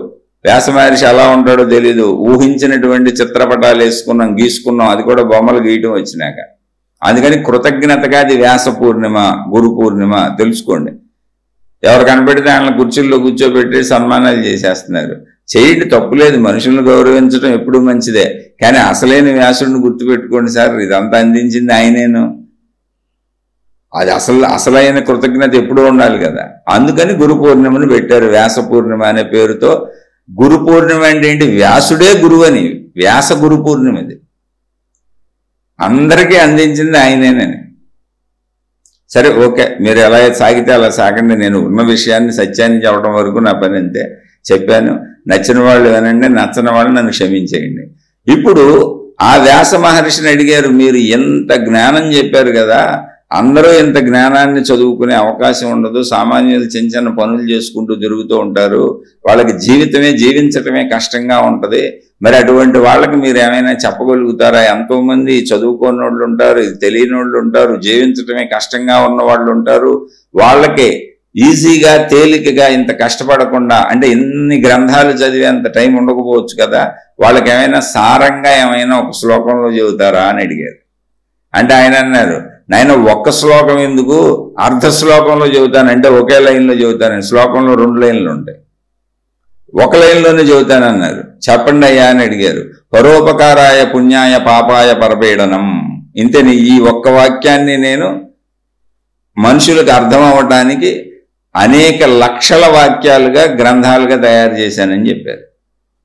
నేను రాసిన మొత్తం గ్రంథకోటి సారం, అంటే గ్రంథాలు ఎన్ని ఉన్నాయో ఏమున్నాయో వాటి సారం అని చెప్పారు. ఏంటంటే పాపాయ పరపీడనం, పరోపకారాయ పుణ్యాయ. ఇతరులకు మేలు చేయటమే పుణ్యము, ఇతరులకు హాని చేయటం పాపము. ఈ పాప పుణ్యాలకు మధ్యలో ఒకటి ఉంది, అది స్వధర్మము. స్వధర్మం నిర్వహించాలి. స్వధర్మం నిర్వహించకపోతే పాపం. ఇప్పుడు ఇంతకు ముందు శ్లోకంలో కృష్ణ భగవానుడు, ఇప్పుడు మనం చెప్పుకుంటుంది భగవద్గీత, 2వ అధ్యాయం సాంఖ్యయోగం 33వ శ్లోకం. దీనికి ముందు శ్లోకంలో కృష్ణ భగవానుడు దానంతటది యుద్ధం రావటం నువ్వు కోరుకోకుండానే దానంతటది యథాలాపంగా ప్రాప్తించిన దానితో నువ్వు యుద్ధమే వస్తే ఆ యుద్ధాన్ని నీ కర్తవ్యంగా చేయటం ఉందే అది స్వర్గములకు దారి తీయటం అన్నారంటే పుణ్యము అని చెప్పారు. అది పుణ్యం. ఇంతకు ముందు శ్లోకంలో ఆ పుణ్యాన్ని స్వర్గము అన్నారు. పుణ్యము స్వర్గం ఏంటి అంటే మళ్ళీ మనకు ఫలాలను చెప్పారు మహాత్ములు. ఏంటంటే పుణ్యఫలంగా ఎవరైతే అధికమైన పుణ్యాలు చేస్తారో వాళ్ళంతా స్వర్గానికి వెళ్తారు అని చెప్పారు. ఎవరైతే అధికమైన పాపాలు చేస్తారో వాళ్ళంతా నరకంలో ఆ శిక్షలను అనుభవిస్తారు, స్వర్గంలో భోగాలను సుఖభోగాలను అనుభవిస్తారు అని చెప్పారు. ఈ స్వర్గ నరకాలు పైన ఉన్నాయా లేవో అది తర్వాత విషయం. స్వర్గ నరకాలు ఎప్పుడైతే భూమి మీద అయితే ఉన్నాయి, ఎవరైతే ధర్మంగా మంచిగా స్వధర్మాలను పాటిస్తూ ఇతరులకు మేలు చేస్తూ జీవిస్తారో వాళ్ళ జీవితం హాయిగా సాగిపోద్ది. ఎందుకంటే ఎవరైతే వాళ్ళ పట్ల వాళ్ళకి కొంచెం స్వార్థం తగ్గి దేహభ్రాంతి తగ్గి అందరూ మనలాంటి వాళ్లే కదా అని సాటి మనుషులకు సాయపడుతూ జీవిస్తారో అటువంటి వాళ్ళ పట్ల మనుషులందరూ కూడా కృతజ్ఞతాభావం కలిగి తిరిగి వాళ్ళకి మేలు చేస్తూ ఉంటారు, వాళ్ళ గురించి మంచి చెప్పుకుంటూ ఉంటారు.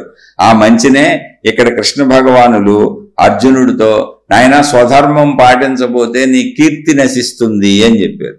అది కీర్తి నశించటం అంటే ఏంటి? పుణ్యము ఉండదు. పాపాత్ముడికి కీర్తి నశించిపోద్ది, పుణ్యాత్ముడికి కీర్తి పెరుగుతూ ఉంటుంది. ఇది దొంగ కీర్తులు పెంచుకోవటం కాదు, ప్రచారం చేసుకొని ఒరిజినల్కే కీర్తి. అదే ఇక్కడ చెప్పారు. ఇప్పుడు స్వర్గము అంటే ఏంటి? పుణ్యం చేసిన వాళ్ళు స్వర్గంకి వెళ్తారు. ఆ ముందు శ్లోకంలో చెప్పారు. ఇక్కడ 2వ శ్లోకంలో ఏం చెబుతున్నారు? ఈ 33వ శ్లోకంలో అంటే ఆ ముందు శ్లోకం తర్వాత శ్లోకంలో స్వర్గం అనేది పుణ్యానికి గుర్తయితే ఇక్కడ పాపం వస్తుందయ్యా నీ స్వధర్మం నువ్వు చేయకపోతే. స్వధర్మం ఏంటి? యుద్ధం. ఇప్పుడు అర్జునుడికి ఇక్కడ యుద్ధం అంటే ఏంటి? మన జీవితం యుద్ధమేనండి. మీరు అక్కడ గమనించవలసింది ఇది అర్జునుడికి మాత్రమే చెప్పబడుతున్న బోధ కాదు. అందుకే భగవద్గీతను యావత్ విశ్వము ప్రచారం జరుగుతుంది, యావత్ విశ్వము అంగీకరిస్తుంది, యావత్ విశ్వము స్వీకరిస్తుంది. కారణం ఏంటి అంటే మనిషి కోసం చెప్పబడింది. మనిషి జీవితం ఎప్పుడు సంగ్రామమేగా. మీకు ఎప్పుడు సంగ్రామం కాదు చెప్పండి? మీరు మెలకు వచ్చిన కాడి నుంచి మీ సొంత మనసును ఆపుకోవాలి. దీనికి ముందు శ్లోకంలో చెప్పుకున్నాం, అరిషడ్ వర్గాలు కామ క్రోధ లోభ మోహ మద మత్సరాలని మనం జయించాలి. ఇది మన అంతరంగ యుద్ధం. మనలో పుట్టేటువంటి చెడు భావాలకి అహంకారానికి అంతరంగ యుద్ధం. దీనివలన పక్కనున్న మనుషులతో యుద్ధం. అంటే అంతరంగాన్ని సరిగ్గా పెట్టుకోవాలి, చెడును పోగొట్టుకోవాలి, మంచిలో పెట్టుకోవాలి, మంచితో యుద్ధం చేయాలి. అంటే మంచి యుద్ధం చేసి మనలో ఉన్న చెడుని మనం పోగొట్టుకొని మంచిని నిలబెట్టుకోవాలి. ఇది స్వధర్మం, మళ్ళీ మన ధర్మం. ఇది ఇలా ఉంటూ మన కుటుంబం మనం బ్రతకడానికి అవసరమైనవన్నీ సమాజం నుంచి సేకరించుకోవడానికి మనకి ధన సంపదలు కావాలి. వాటి కోసం ప్రయత్నాలు చేయాలి. ప్రయత్నాలన్నీ ఉదయం లేచిన కాడి నుంచి రాత్రి పడుకునే వరకు మొత్తం మనుషుల జీవితాన్ని ఒకసారి మీరు గమనించండి. మొత్తం ధన సంపాదనకి అందరి జీవితం సరిపోతుంది. మిగిలిన సమయం సంపాదించిన ధనాన్ని కొంత అనుభవించడానికి, మిగిలిన సమయం నిద్రపోవడానికి. ఎక్కువ సమయం ఉపయోగిస్తుంది దేనికి? మనిషి మనసును కానీ ప్రజ్ఞని కానీ అతనికున్న తెలివిని కానీ శరీరాన్ని కానీ అంటే ధన సంపాదనకి. మరి ధన సంపాదన లేకుండా జీవితం గడవదు. కాబట్టి ఇక్కడ ధన సంపాదన స్వధర్మం. అయితే అది ఎక్కడ చేయాలి? మళ్ళీ సమాజంలోకి వెళ్ళి మనుషుల మధ్యలోకి వెళ్ళి వృత్తి వ్యాపార ఉద్యోగాలు ఏవో చేయాలి. అవన్నీ మళ్ళీ యుద్ధాలే సాటి మనుషులతో. నీకు ధనం కావాలి, వాళ్ళకి ఇంకేదో కావాలి. నువ్వు చేసిన పనికి వాళ్ళు ధనాన్ని ఇస్తారు, మళ్ళీ వాళ్ళు ఎక్కడో ఇంకో చోట నుంచి వాళ్ళు దాన్ని చేసి ధనం సంపాదించుకుంటారు. ఇలా ప్రతి వ్యక్తి ధనం అనే దానికోసం అనేకం చేస్తూ ప్రయత్నిస్తూ ఉంటాడు. ఇది మళ్ళీ నీ ప్రయత్నం మీద, నీ జ్ఞానశక్తి మీద, నీ యొక్క తెలివి మీద, నీ ప్రజ్ఞ మీద, నీ శారీరక శక్తి మీద ఆధారపడి ఉంటుంది నీకు ఎంత ధనం వస్తుంది అనేది. ఇది రోజు నిత్యం జరిగే యుద్ధమే. ఇందులో నువ్వు చెడు చేయకూడదు ఎక్కువ ధనం కోసం. ధనం నీకు అవసరమే, బ్రతకడం నీకు అవసరమే. కానీ నువ్వు మళ్ళీ ఇక్కడ స్వధర్మం ఏంటి అంటే నీ వాళ్ళందరినీ పోషించుకోవడానికి ధన సంపాదన మానకూడదు, ధన సంపాదనని యుద్ధం మానకూడదు, నీలో చెడు పోగొట్టుకోవడం అనే అంతర్యుద్ధం మానకూడదు. నీ మనసులో మంచే ఉండాలి, నువ్వు బయట మంచిగానే ప్రవర్తించాలి. 2 యుద్ధాలు, 2 సంగ్రామాలు ఉన్నాయి నీకు. ఒకటి నీ లోపల అంతర్యుద్ధం, 2 బాహ్యంలో నువ్వు ధన సంపాదన కోసం, నీ జీవనం కోసం నువ్వు పడే పాటలతో చుట్టూ ఉన్న మనుషులతో జరిగే యుద్ధం. 2 యుద్ధాలు నీ స్వధర్మాలు. ఈ స్వధర్మాలు ధర్మంగానే చేయాలి. స్వధర్మాలు ఏది మానేసినా నీ కీర్తి పోద్ది. కీర్తి పోవటం అంటే ఏంటి? కీర్తి పుణ్యానికి గుర్తు. మంచివాడికి కీర్తి ఉంటుంది. ఇక్కడ పుణ్యము అనే పదం కీర్తి అనే పదంతో చెప్పారు కృష్ణ భగవానుడు. స్వధర్మం వలన చేయకపోవటం వలన కీర్తి నశిస్తుంది. కీర్తి నశించటం వలన ఏమవుతుంది? పాపం వస్తుంది. అంటే కీర్తి ఎవరికి నశిస్తుంది? పాపం వచ్చిన వాళ్ళకి. పాపం ఎందుకు వస్తుంది? చెడ్డ పనులు చేయటం వలన. చెడ్డ పనులు అంటే ఏంటి? స్వధర్మాన్ని తప్పటం వలన. ఇప్పుడు నీ సొంత కుటుంబం ఉంది, నీ తల్లిదండ్రులు ఉన్నారు, భార్యాపిల్లలు ఉన్నారు, నీ బంధుమిత్రులు ఉన్నారు, ఇందులో నీ బాధ్యతలు ఉన్నాయి. ఇప్పుడు వృద్ధులైన తల్లిదండ్రులు నీ మీదే ఆధారపడి ఉన్నారు. నువ్వు పెద్దవాడికి అయిపోయావు, నిన్ను పెంచేశారు, నీకు వివాహం జరిగిపోయింది, నీకు భార్యాపిల్లలు వచ్చేసారు. నాకు నా భార్యాపిల్లలే ముఖ్యము, నేను నా తల్లిదండ్రులను చూడలేను అని వాళ్ళ ఆస్తులను తీసుకొని, వాళ్ళకి సంబంధించిన అన్ని తీసుకొని వృద్ధులైన తల్లిదండ్రుల్ని అనాథలుగా వదిలేసావు, వృద్ధాశ్రమంలో వదిలేసావు, రోడ్ల మీద వదిలేసావు. వాళ్ళని చూడలేదు సరిగ్గా, నానా ఇబ్బందులు పడుతున్నారు, వాళ్ళు తిండికి బాధపడుతున్నారు, శారీరక పరిస్థితులు వాళ్ళకి నానా బాధగా ఉన్నాయి. ఎందుకంటే వృద్ధాప్యంలో ఎండ తట్టుకోలేరు, చలి తట్టుకోలేరు, ఏ బాధకి తట్టుకోలేరు. పైగా వృద్ధాప్యంలో కనీసం వాళ్ళ శారీరక పరమైనటువంటి కాలకృత్యాలు తీర్చుకోవటం కూడా వాళ్ళకి కష్టంగా ఉంటుంది. మరి నువ్వు చిన్నతనంలో కాలకృత్యాలు తీర్చుకోలేకపోతే మలమూత్ర విసర్జనలు నువ్వు బిడ్డగా పుట్టినప్పుడు అక్కడే చేసుకుని, ఆ మంచం మీద చేసుకొని, నువ్వు పడుకున్న చోటే చేసుకొని, అందులోనే డొల్లి అందులోనే కొట్టుకొని నీ శరీరం నశిస్తుందేమో అన్న బాధతో అవి తీసుకొని నోట్లో పెట్టుకుంటూ నువ్వు ఆడుకుంటూ ఉంటుంటే తల్లిదండ్రులు పరుగును వచ్చి నీ చేతులు శుభ్రం చేసి, నీ ఒళ్ళు శుభ్రం చేసి, ఆ మలమూత్రాలు శుభ్రం చేసి నిన్ను రక్షించి ఎంత వాడిని చేశారు, ఇంత దానం చేశారు. నువ్వు ఇప్పుడు ఏం చేస్తున్నావు? వాళ్ళకు వృద్ధాప్యం వచ్చింది, నిన్ను బతికించారు. అలా ఒకసారి కాదు, 100 సార్లు కాదు, 1000 సార్లు కాదు, 1,00,000 సార్లు నీకు అలాంటి సపర్యలు చేసి ఇవాళ నిన్ను ఇంత పెద్దవాడిని చేసి వృత్తి వ్యాపార ఉద్యోగాలేవో నేర్పించి వాళ్ళు శ్రమపడి వాళ్ళ రక్తాన్ని శ్రమగా డబ్బుగా మార్చి దాంతో నీకు అవసరమైన సౌకర్యాలన్నీ సమకూర్చి నీకు వివాహం చేసి నిన్ను ఒక కుటుంబ వ్యక్తిగా, ఒక కుటుంబ స్త్రీగా నిన్ను నిలబెడితే, ఒక కుటుంబ పురుషుడిగా నిన్ను నిలబెడితే, నా కుటుంబం నాకు నువ్వు వద్దని నువ్వు వాళ్ళని వదిలేస్తే ధర్మం తప్పినట్ట కాదా? ఒకసారి నువ్వే చూసుకో. అది స్వధర్మము. వృద్ధులైన తల్లిదండ్రులు, మన మీద ఆధారపడిన వృద్ధులైన తల్లిదండ్రులను వదిలేస్తే మహాపాపం. నీ మీద ఆధారపడలేదు, వాళ్ళ డబ్బు వాళ్ళకు ఉంది, వాళ్ళ ఆరోగ్యం ఉంది, నాకు అసలు నీతో పని లేదు. కొంతమంది తల్లిదండ్రులకు పిల్లలంటే ఇష్టం ఉండదు, అటువంటి వాళ్ళు ఉంటారు, కానీ చాలా అరుదుగా ఉంటారు. మీరంటే మాకు అక్కర్లేదు, మాకు మీకంటే ఎక్కువ కీర్తి ప్రతిష్టలు ఉన్నాయి, మీకంటే ఎక్కువ డబ్బులు ఉన్నాయి, మీకంటే ఎక్కువ సేవలు చేసే 100,000 మంది మా చుట్టూ ఉన్నారు, మాకేం పర్వాలేదు, మేము బోల్డ్ మంది పని మనుషుల్ని పెట్టుకు బతుకుతాం, ఎంతో డబ్బు ఉంది మా దగ్గర, కీర్తి ప్రతిష్టలు ఉన్నాయి, మనుషులు ఉన్నారు, అసలు మీతో మాకు అవసరమే లేదు, మీరు మా మీద ఏం బెత్తనాలు చేయక్కర్లేదు, వస్తే మా కింద మా కాళ్ళకాడ పని ఉండి మీరు కూడా పని వాళ్ళలాగా పడి ఉండండి, లేదా మీ దారి మీరు వెళ్ళిపోండి అనే తల్లిదండ్రులను మీరు చూడకపోయినా వచ్చిన ప్రాబ్లం లేదు. కానీ నాయన, నువ్వు నా బిడ్డవి, నిన్ను చిన్ననాటి నుంచి పెంచుకున్నాను, తల్లి నువ్వు నా బిడ్డవి, నిన్ను చిన్ననాటి నుంచి పెంచుకున్నాను, నీ మీద మమకారం నాకు తెగటం లేదు, నా దగ్గర డబ్బు ఉంది కానీ మనుషులు వస్తారు కానీ నాకు నా బిడ్డలతోనే ఉండాలని ఉంది, వృద్ధాప్యంలో మీ ఒళ్ళో చనిపోవాలని ఉంది, వృద్ధాప్యంలో మీతో గడపాలని ఉంది, వృద్ధాప్యంలో మీ దగ్గరే ఉండి నా మనవడు మనవరాలను ఎత్తుకొని అలా కొడుకు కోడల్ని లేకపోతే అల్లుడు కూతుర్ని చూసుకుంటూ జీవితం గడపాలని ఉంది అనే మమకారంతో ఉండి నిస్సహాయ స్థితిలో ఉన్నటువంటి తల్లిదండ్రుల్ని చూడకపోతే మాత్రం మహాపాపం, స్వధర్మం చేయనట్టు. అప్పుడు నీ కీర్తి పోద్ది. అదే యుద్ధం, సంగ్రామం. ఇప్పుడు నా తల్లిదండ్రులను చూడాలా, నా భార్యాపిల్లలను చూడాలా? మేము అలవాటు చేసుకున్న ఖర్చులకి, మేము పెట్టుకునేటువంటి లగ్జరీస్కి, మాకు కావలసినటువంటి కోరికలకి నా భార్యాపిల్లలకి డబ్బు సరిపోవట్లేదంటే వీళ్ళని ఎక్కడ పెట్టుకోను.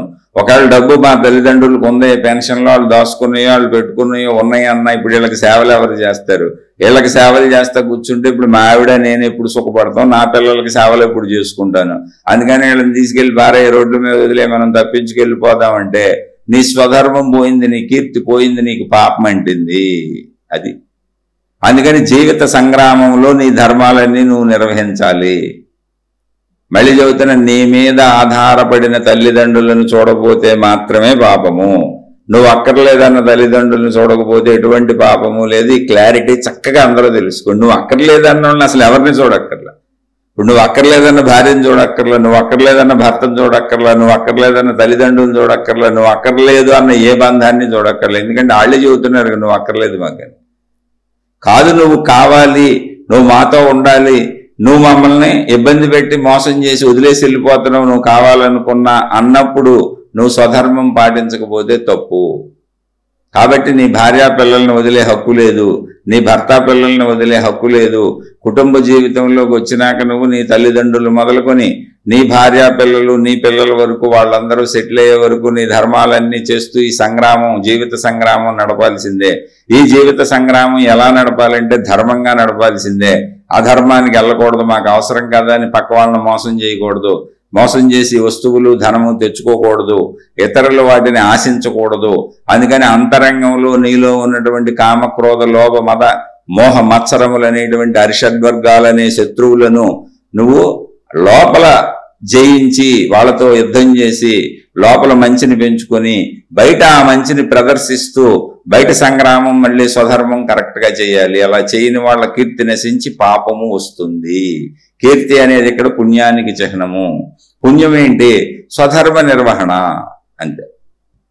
ఇది మన కోసం చెప్పబడిందే. పాపము ఏంటి? పాప ఫలం ఏంటి? అసలు పుణ్యం అంటే ఏంటి? పరోపకారాయ పుణ్యాయ.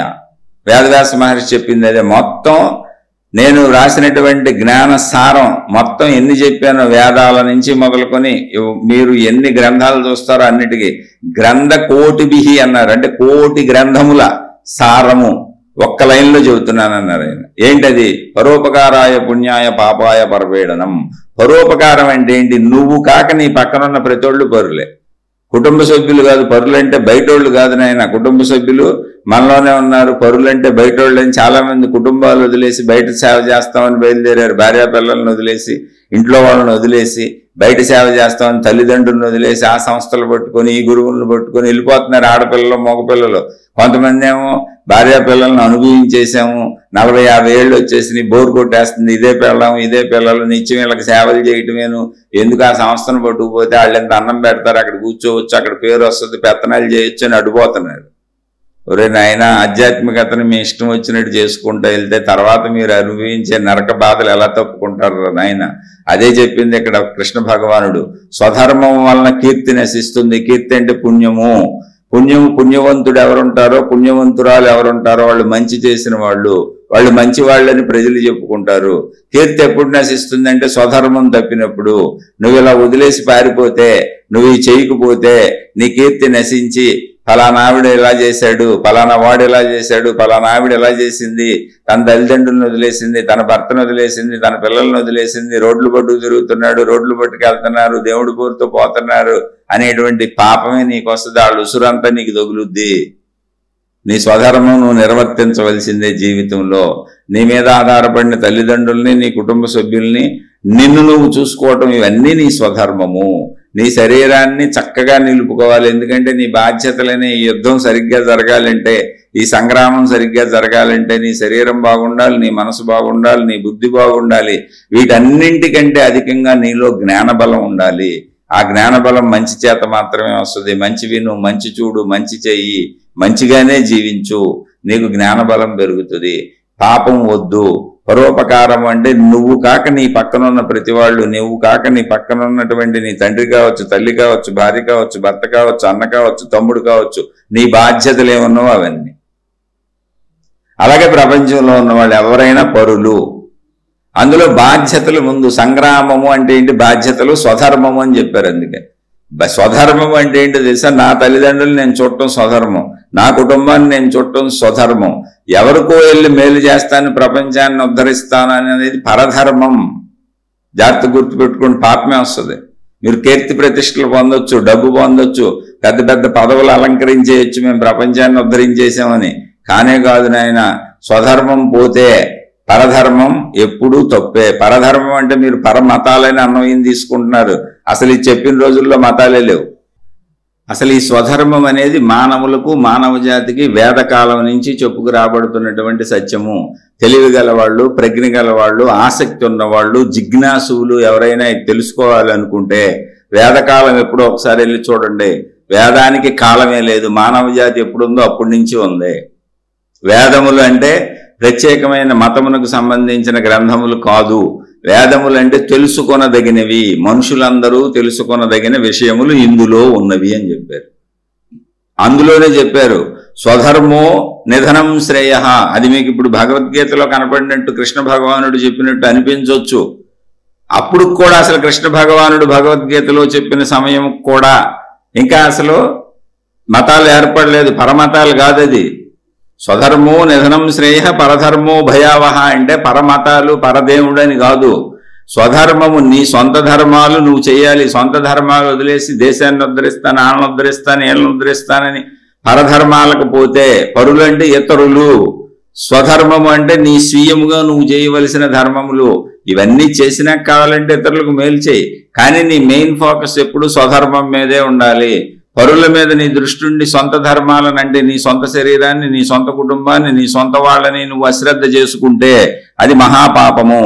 ఎందుకంటే వీళ్ళంతా నీ మీద ఆధారపడి ఉన్నవాళ్ళు, గతంలో వీళ్ళంతా నిన్ను పెంచి పెద్ద చేసి నీకు మేలు చేసిన వాళ్ళు, ఇప్పుడున్నటువంటి భార్య కానీ భర్త కానీ ఎవరైనా ఇప్పుడు నీతో ఉండి నీకు మేలు చేస్తున్న వాళ్ళు, నీ అన్నదమ్ములు, నీ అక్కచెల్లెళ్ళు, నీతో కలిసి సమాన వయస్కులు ఉండి నీతో ఉంటే, నీ మీద ఆధారపడి ఉంటే, నీకు మేలు చేసిన వాళ్ళకి, నీకు జన్మనిచ్చిన వాళ్ళకి, నీతో జీవితం గడుపుతున్న వాళ్ళకి, నీకు సుఖాలను అందిస్తున్న వాళ్ళకి నువ్వు సుఖపడటం ద్వారా నువ్వు జన్మనిచ్చిన వాళ్ళని వదిలేసి నేను పరులను ఎవరినో మేలు చేస్తాను అంటే పాపం వస్తుందా పుణ్యం వస్తుందా మీరే ఆలోచించుకోండి.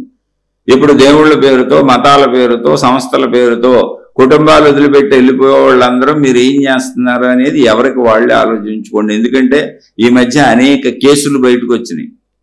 కొన్ని సంస్థల్లో వీళ్ళందరినీ ట్రాప్ చేసి తీసుకెళ్లిపోయి అనేక మంది ఆడపిల్లలు మగపిల్లలు యూట్యూబుల్లో పెట్టారు. మీరు చూసుకోండి, చాలా సంస్థల విషయాలు బయటకు వస్తున్నాయి. స్లోగా ముందుగా ఊరికనే పరిచయాలు చేసుకొని తర్వాత నిదానంగా తల్లిదండ్రులను వదిలేసి ఏమీ లేదు ఈ సంస్థే గొప్పదని, నీ జీవితం ఈ సంస్థకు అంకితం అయిపోవాలని స్లోగా అందరినీ ట్రాప్ చేసి కొన్ని వేల మందిని అలా తీసుకెళ్లిపోతున్నారని యూట్యూబ్లోకి వచ్చి బోల్డ్ కేసులు బయటకు వస్తే ఊరికనే దాన్ని చూసి మీకు చెబుతున్నాను అంతే. ఎవరినైనా విమర్శించాల్సిన అవసరం నాకు లేదు. అసలు ఎవరైతే వెళ్ళినా నాకు వచ్చిన నష్టం లేదు. కానీ ధర్మాన్ని మీరు తెలుసుకోండి. మీ కుటుంబం జాగ్రత్త, మీ పిల్లలు జాగ్రత్త, మీ భార్య భర్తలు జాగ్రత్త. ఎవరినెవరు ఎటు నుంచి ఆకర్షిస్తున్నారో తెలీదు, వాళ్ళకేం నూరు పోస్తున్నారో తెలీదు, ఏ రోజు వాళ్ళు ఇది వదిలిపెట్టి వెళ్ళిపోతారో తెలీదు. వెళ్ళిపోయినా ప్రాబ్లం లేదు, వెళ్ళిపోతే మీరు ఉండగలిగితే గొడవ లేదు. నన్ను వదిలి వెళ్ళిపోయిన వాళ్ళని వదిలి నేను ఉండగలను అని మీకు మానసిక ధైర్యం ఉంటే పర్వాలేదు. కానీ నా బిడ్డలని, నా పిల్లలని ఎంతో మంది గురువుల మీద, సంస్థల మీద కేసులు వేశారు. కోర్టులో కేసులు నడుస్తున్నాయి. ఎందుకంటే ఊరికి ఏదో మంచి నేర్చుకుంటారని పిల్లల్ని అక్కడికి పంపితే వాళ్ళు స్లోగా అట్రాక్ట్ చేసేసి తల్లిదండ్రులు ఏమీ లేదు, భార్యా పిల్లలు ఏమీ లేదు, కుటుంబాలు ఏమీ లేదు, ఇదిగో ఈ దేవుడి కోసమే బతకాలి, ఇది ఒక కొత్త లోకం, ఇది ఒక స్వర్గలోకం, ఇది ఒక ఆ లోకం, ఈ లోకం, నువ్వు దీని తర్వాత స్వర్గలోకాన్ని పొందుతావు, సృష్టి అంతమైపోతుందని డేట్లు చెప్పేసి, సంవత్సరాలు చెప్పేసి, తేదీలు చెప్పేసి నువ్వు ఈ లోపల ఈ సత్కార్యాలన్నీ చేసేసుకో, కుటుంబం పెట్టుకోబాక, తల్లిదండ్రులను పెట్టుకోబాక, ఈ భావనలు పెట్టుకోబాక, సత్యయోగం వచ్చేస్తుంది, కలియుగం అంతమైపోతుంది, వీళ్ళందరూ పోతారు, మనమే ఉంటాము, ఇదిగో ఈ మతంలోకి వచ్చిన వాళ్ళే ఉంటారు, మిగిలిన వాళ్ళందరూ ఉండరు, వాళ్ళు నరక బాధలు అనుభవించి చనిపోతారు, మనం మాత్రమే సత్యయుగంలో కాబోయే దేవతలం, ఇప్పుడు మనం అందరం దేవుళ్ళు దేవతలు అయిపోబోతున్నాం, నువ్వు వచ్చేసే అని వాళ్ళ పాపం బ్రెయిన్ వాష్ చేసి ఎంతమందిని పట్టుకుపోతున్నారు. నేను ప్రత్యేకంగా సంస్థల పేర్లు చెప్పడం, వాళ్ళని కించపరచడం నాకు అసలు ఆసక్తి లేదు. ఎటువంటి గొడవలు గోళల విషయాలు ప్రస్తావనలు చెప్పాలని లేదు. కానీ మీ బిడ్డలు వెళ్ళిపోతే, మీ భర్తలు వెళ్ళిపోతే, మీ భార్యలు వెళ్ళిపోతే మీ పరిస్థితి ఏంటి, మీరు తట్టుకోగలరా? అందుకని ముందే మీ వాళ్ళు ఎక్కడికి వెళ్తున్నారు, ఏం చేస్తున్నారు తెలుసుకోండి. అందుకే చెప్పాను, నాయన ఎక్కడికే వెళ్ళక్కర్లేదు. ఇప్పుడు భగవంతుడు విశ్వశక్తి, ప్రకృతి శక్తి అందించినటువంటి అద్భుత సౌకర్యం నీ ఇంటికే గురువులందరూ వస్తున్నారు, నీ ఇంటికే బోధలన్నీ వస్తున్నాయి, నీ ఇంటికే గ్రంథాలన్నీ నీకు కావలసిన భాషలోకి వస్తున్నాయి. నువ్వు ఎక్కడికి ఇల్లు కదలక్కర్లేదు, మోసపోవక్కర్లేదు, నువ్వు దేనికి అంకితం అవ్వక్కర్లేదు, నువ్వు ఎవరికి సేవలు చేయక్కర్లేదు, నువ్వు అసలు ఎవరికి డబ్బులు ఇవ్వక్కర్లేదు. నీకు కావాల్సింది ఏదో నీ ఇంట్లో కూర్చొని తెలుసుకొని సాధన చేసుకో. ఎందుకంటే రోజులు మారినాయి.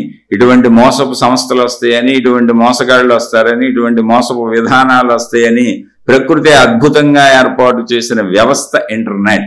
ప్రకృతి ఎప్పుడు కూడా ప్రతి పాపానికి ఒక కొత్త పుణ్యదారి తీసుకొస్తుంది. అందుకని చక్కగా తెలుసుకోండి. స్వధర్మము అని ఏ మాట వాడబడిందో అది మతాలకు చెందేది కాదు, మతాలు ఈ మధ్య ఏర్పడినాయి. ఇది స్వధర్మము ఎక్కడ ఏర్పడింది? స్వధర్మము నిధనం శ్రేయ పరధర్మము భయావహ అని కృష్ణ భగవానుడు అర్జునుడికి భగవద్గీతలో చెబుతారు. ఆ శ్లోకం కూడా వస్తుంది, వచ్చినప్పుడు మాట్లాడుకుందాం. అయితే అది ఇప్పుడు చెప్పిన భగవద్గీత సుమారుగా 5125 సంవత్సరాలు అలా అవుతుంది ఇప్పటికి. అసలు 5000 సంవత్సరాల క్రితం మతాలు ఉన్నాయి ఇక్కడ? మతాలు పుట్టుకు చూడండి ఒకసారి వెళ్ళి. మతాలన్నీ ఈ మధ్య పుట్టినాయి.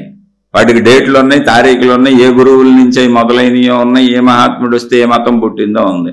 పోనీ ఇది కూడా తీసేయండి, ఇక్కడ కూడా తీసేయండి. 5000 సంవత్సరాలు తీసేస్తే త్రేతాయుగానికి వెళ్తే 30-35 సంవత్సరాల వెనకాల యోగ వాసిష్టంలో స్వధర్మం చెప్పబడింది రాముడి చేత. రాముడంతా స్వధర్మే నిర్వర్తించాడు. అసలు రామాయణం మొత్తం ధర్మ పరిపాలనే, స్వధర్మమే, పరధర్మం కాదు, అసలు స్వధర్మం. ఆయన రాజుగా కుటుంబీకుడుగా ధర్మాచరణ ఆచరించి చూపించారు. ఆయన స్వధర్మ నిర్వహణ, ఒక పక్క కుటుంబం, ఒక పక్క రాజు, రెండింటినీ ఆచరించి చూపించారు. రాజు కాదు, చక్రవర్తి. ప్రజల్ని ఎలా పాలించాలి, కుటుంబంతో ఎలా ఉండాలి, అది స్వధర్మం. 35,000 సంవత్సరాల వెనకాల అసలు మతాలు పుట్టినాయా అంటే, మతాలు పుట్టినాయా అంటే నేను ఇతర మతాలను కించపరచట్లా. అప్పుడు మానవ జాతి అంతా ఒక్కటేరా నాయన, మనందరం అన్నుతమ్ములు ఏం చెబుతున్నా. మతాల పేరుతో విడిపోవద్దు. మనం మానవ జాతి అంతా ఒక్కటే, మానవులం మనం, మనుషులం మనం, మనందరం ఒక్కటే. ఈ విషయం తెలుసుకోండి. మతాలన్నీ ఈ మధ్య కాలంలో ఏదో మనోళ్ళు ఎవరికి తోచిన వాళ్ళు పుట్టించుకుంటూ వచ్చారు. ఇవి పుట్టడానికి కారణం తప్పు కాదు. ఒక మహానుభావుడు వచ్చి చెప్పాడు. ఇప్పుడు ఒక బుద్ధ భగవానుడు కొన్ని సత్యాలు చెప్పాడు. అది నచ్చిన వాళ్ళందరూ బుద్ధత్వాన్ని పట్టుకొని అటు ప్రయాణించి బుద్ధుడు అంత వెళ్ళేటప్పటికి అది బుద్ధత్వం అనేది ఒక శాఖగా, ఒక మతంగా తయారైంది. తప్పేం కాదు అది. తర్వాత ఎప్పుడు యేసుక్రీస్తు అనే ఒక మహానుభావుడు వచ్చాడు. ఆయన ఏదో చెప్పిన మంచి విషయాలన్నీ అది నచ్చిన వాళ్ళు ఆ క్రీస్తు పేరుతోనే క్రిస్టియానిటీ అని పిలుచుకుంటూ సాగారు. క్రిస్టియానిటీ అంటే ఏమి, క్రీస్తుని అనుసరిస్తున్న వాళ్ళం మేమని. అలా ఒక మహమ్మద్ ప్రవక్త వచ్చాడు. ఆయన చెప్పిన అనేక మంచి విషయాలను దాన్ని తీసుకొని ఆ ప్రవక్తను అనుసరించి మేము వెళ్తున్నాం, దాన్ని ఇస్లాం అని పెట్టుకున్నారు. ఆయా ప్రదేశాలలో ఉన్నటువంటి ఆ ప్రవక్తల యొక్క పేర్లతో, విధానాలతో మత వ్యాప్తి జరిగింది. మతం అంటే ఏమి లేదు, అభిప్రాయములు. ఈ మహానుభావుడు చెప్పిన అభిప్రాయములు, ఆలోచనలు, జ్ఞానము మాకు నచ్చింది, అది పట్టుకెళ్తామని. అలా జైన మతం వచ్చింది, అలా సిక్కు మతం వచ్చింది, ఎన్నో మతాలు వచ్చినాయి. మతాలు తప్పని నేను అంటలా, కానీ మతములన్నీ ఈ మధ్య వచ్చినాయి. వీటికి ముందు ఎప్పుడో చెప్పబడింది స్వధర్మం, వేదకాలంలో ఉంది. ఎప్పుడు వేదం మనిషి మొదటి నుంచి ఉంది. మనిషి ఎప్పుడు ఉన్నాడు, సృష్టి ఉన్నప్పటి నుంచి ఉన్నాడు. కాబట్టి వేదాలకి కాలం లేదు. వేదములు అపౌరుషేయములు అన్నాడు. అంటే పురుషులు ఎవరు రచించినవి కాదు. అసలు రచించడానికి అప్పుడు గ్రంథాలు లేవు, పెన్నులు లేవు, పెన్సిళ్ళు లేవు, రచించే రచనా విధానమే లేదు. అంతర్గతంలో శోధించిన వాళ్ళకి అంతర్గతంలో దొరికిన ఆన్సర్ని ఇంకొకళ్ళకి చెప్పారు. అది అంతర్దర్శనం. అందుకని వాళ్ళు చెప్పారు జ్ఞానం ఎప్పుడు అంతర్దర్శనమే. అందుకని మేము వాటిని దర్శించాము. అవి మాకు అందించబడినవి. ఎవరి చేత అందించబడినవి? మాలోనే ఉన్నటువంటి అనంత ఆత్మశక్తి చేత అందించబడినవి. అందుకని వాళ్ళు వాటిని దైవముచే అందించబడినవి అన్నారు తప్ప నేను నాది అని రాసుకోలేదు. నేను నాది అని చెప్పి రాసుకునే ప్రతివాడు కూడా దేహభావనలో ఉన్నటువంటి అజ్ఞానే. గుర్తుపెట్టుకోండి. వాళ్ళు జ్ఞానులు గనక వేదంలో అంతరాత్మగా అనంతాత్మశక్తిలోంచి అన్వేషణలో పుట్టుకొస్తున్నటువంటి ఆత్మదర్శనములుగా, జ్ఞాన దర్శనములుగా అవి తన అంతరంగంలోనే పుట్టుకొస్తున్నప్పుడు ఎవరో చెప్పినట్టు నాకు అందించబడిందని చెప్పాలి కానీ, ఎందుకంటే అనంత ఆత్మతత్వంగా మనం అందరం ఒకటేగా, ఆత్మశక్తి ఒకటేగా, ఆ శక్తిలోంచి కదా ఇవి ఊపికి వస్తున్నాయి.